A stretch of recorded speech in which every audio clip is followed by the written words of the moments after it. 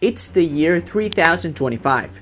1000 years from now, your house is no longer habitable due to the extreme heat caused by the ozone layer deterioration. That's not all. It is not just you suffering from these conditions. Your friends, family, and even your entire country are on the brink of extinction because of the extreme environment. In this scenario, what does your country do? What does the president do? What do you do? Although this is an imaginary situation, it could happen. And by looking at how the world is doing, it might not take 1000 years. It could happen later or even sooner. At that point, you would want to escape. Maybe to another country, right? Well, what if I told you that it is not just your country suffering from this extreme environment? It is the whole region. Think about it. If all of Europe were to suffer from a calamity like this, I don't think the US, Latin America, or even Asia would be willing to welcome that many people all at once. I also think things are going to get pretty tough for people trying to live a better life in other countries. A clear example of that today is the US, where people seeking better opportunities are often seen as illegal aliens and criticized for their actions. Now, going back to our story, at that point, with extreme conditions of that magnitude, we would need to open our mind and look for other horizons. Maybe even look up and pray for an alternative option. Wait, look up and pray for an alternative option. Mars!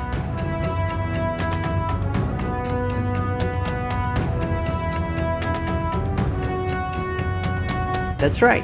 What if we get to a point in which Mars is our only solution? But let's start with how would we even get there? Cause let me tell you something. If we're actually making that trip, I would at least need 5 oil changes on the way. But lucky for us, space agencies have been working on this for decades. NASA, SpaceX, and other global space programs are all racing to perfect interplanetary travel. A clear example of this is SpaceX Starship, which is designed to take humans to Mars. In fact, the first crewed mission to Mars is anticipated to launch around 2030. That's just 5 years from now. NASA's Artemis program is aiming for a moon base as a stepping stone. From there, we would be able to launch rockets into outer space, significantly reducing the cost of fuel. Because think about it, with no gravity in the moon, the acceleration required for a spaceship to take off is much lower. And China and the European Union aren't far behind either. They are supporting NASA and SpaceX on their missions as well. In theory, we are looking at 6 to 9 months of space travel to get to Mars, assuming your spaceship doesn't break like an old Honda on the way.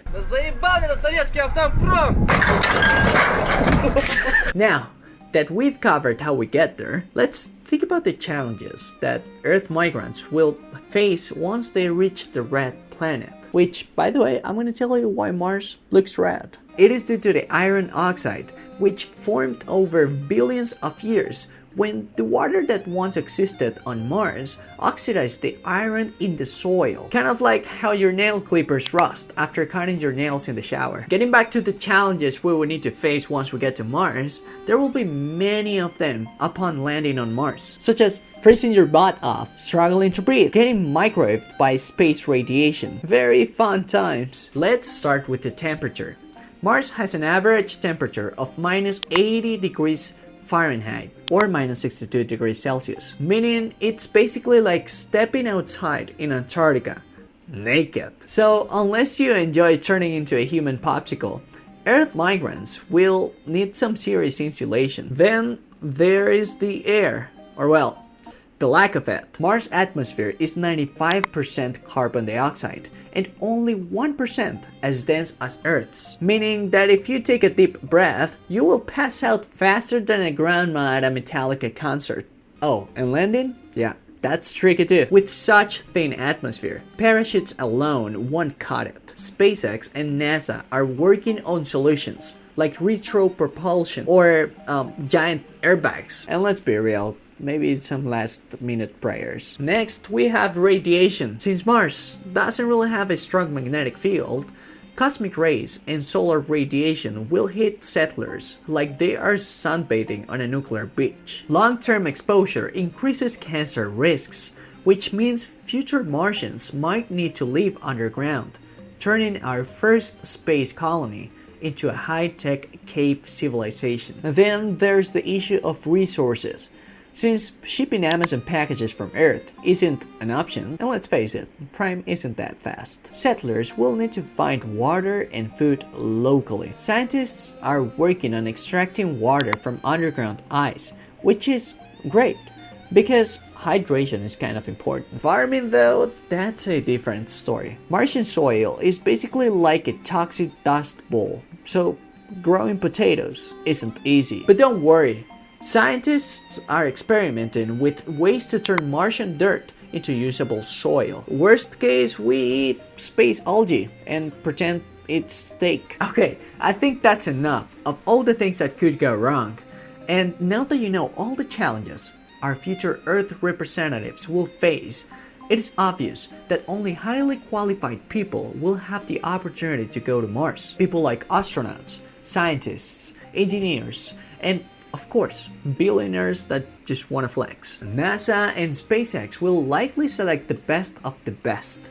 People who can handle extreme environments, solve problems under pressure, and not lose their minds after months of being trapped in a metal can with the same 5 crewmates. So if you've ever rage quit a group project, Mars might not be for you. But let's be real. Once the first colony is established, Mars will eventually need more than just scientists and engineers. We'll need doctors, teachers, farmers, and chefs, because someone has to figure out how to make Martian algae taste good. Over time, Mars just won't be for the elite. In a few generations, regular people will move there for work, school, to seek a better future, or even because of Earth's extreme and unlivable conditions, just like the story I told you at the beginning of the video. And let's say that you were living in England and all of Europe was in danger. What processes would you have to go through to get to the red planet? Would you be discriminated against for not being from Mars? If you were to sneak onto a ship because otherwise you and your family would literally die, would you be criticized and labeled as an illegal alien? Treated even worse than criminals? If different nations establish colonies, will each have its own immigration policies? Will there be a Martian citizenship? Or will Earth still control everything?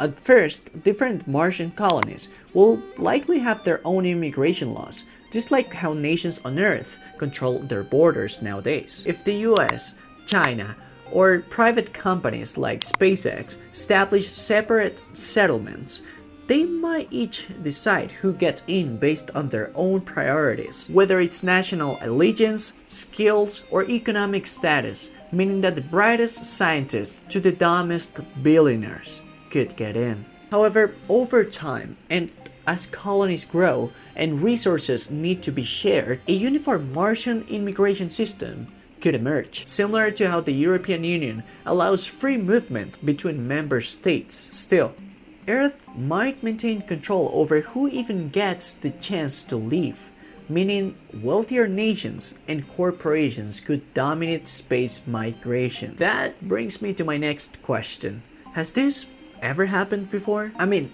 not that we've migrated to another planet, though some scientists believe life on Earth may have come from asteroids. But that's a conspiracy rabbit hole for another time. Instead, let's look at something closer to home. How the colonization of the Americas shaped immigration policies. Back in the 15th and 16th centuries, when European explorers arrived in the Americas, they didn't exactly fill out visa applications. They just showed up and claimed land. Native populations? Oh, they were assimilated, displaced, or, wiped out. Hopefully we won't take that approach on Mars. But here's the key takeaway. Who got to settle the New World was largely determined by wealth power and connections. The rich and well-connected got land, resources, and influence, while the poor either had to work for them or in many cases were forcibly brought in as servants and slaves. Now fast forward a few centuries and the same patterns repeat. Waves of migrants moving to America seeking a better life, only to be met with resistance, discrimination, and strict immigration laws, because apparently history is just one long loop. If Mars becomes humanity's next big migration frontier, who gets to go will likely follow a similar pattern. Wealthy nations or private companies will call the shots, deciding who's worthy of a Martian citizenship. At first, it will probably be astronauts, scientists, engineers, aka the space elite. But as settlements grow, workers will be needed for construction, agriculture, and everyday life. History has shown that migration always comes with power struggles, inequality, and strict borders. So, will Mars be any different? If Mars becomes habitable, would it have an open border policy? Or would Earth-like migration debates arise? To be completely honest with you, if Mars does become habitable, it is unlikely to have open borders. At first, governments and corporations will control who gets to go, prioritizing scientists, engineers, and essential workers due to limited resources. Over time, as the colony grows, Martians might develop their own identity and push for stricter immigration policies. Just like Earth's history of migration control, undocumented arrivals could even face deportation back to Earth or a space jail. Ultimately, interplanetary migration will likely be a privilege and not a right. And Mars may have the same migration debates we see on Earth today. To be completely frank with you guys, this is a topic that really touches me because I am a migrant.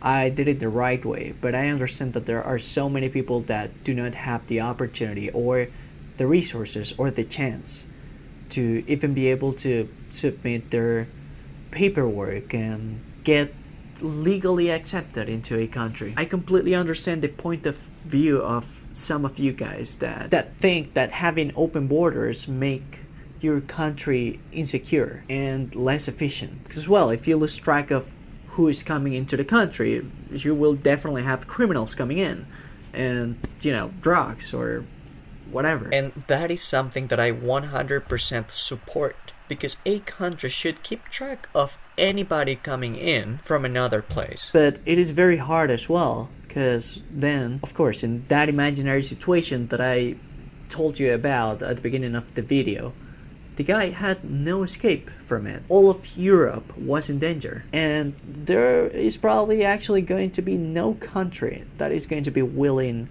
to take a whole region in. And you can basically see the same situation happening right now in all these countries. Places at war like Ukraine or the Middle East. Their whole regions are being affected by war or gangs or criminal activities. Who would want to have a family and kids in a country like that?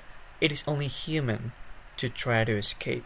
Housing won't be enough. Jobs are not going to be enough. Many criminals are going to come in, so they will likely have to go to Mars. And purely on humanitarian need, would they be allowed to even go to Mars? And I don't have the answers to all this. I just want to talk about the topic. And I want to talk about it in a way in which I can combine science with politics and all these migration issues that we're having nowadays. It's very hard to determine who gets to live and who doesn't. I know for a fact there are many people that are considered illegal aliens in countries that are working, paying their taxes, helping people from that country, and that if it wasn't for that brave decision of crossing a border illegally, they would be dead by now. Which I am certain that none of you guys want that for a person, for another human being. Anyways, science exploration is driven by science, but the rules for who gets to go are driven by politics. If Mars truly becomes habitable, will it follow Earth's patterns of division and inequality? Or could we use this as a chance to build a society from scratch, one that doesn't repeat the same mistakes? One thing is certain, this isn't just science fiction anymore. The decisions we make today about space travel, immigration, and human rights could shape the future of life beyond Earth. So the real question is, when the time comes, will we see Mars as a fresh start or just another place to bring our old problems? Thanks for watching the video, subscribe to my channel, and I'll see you next time.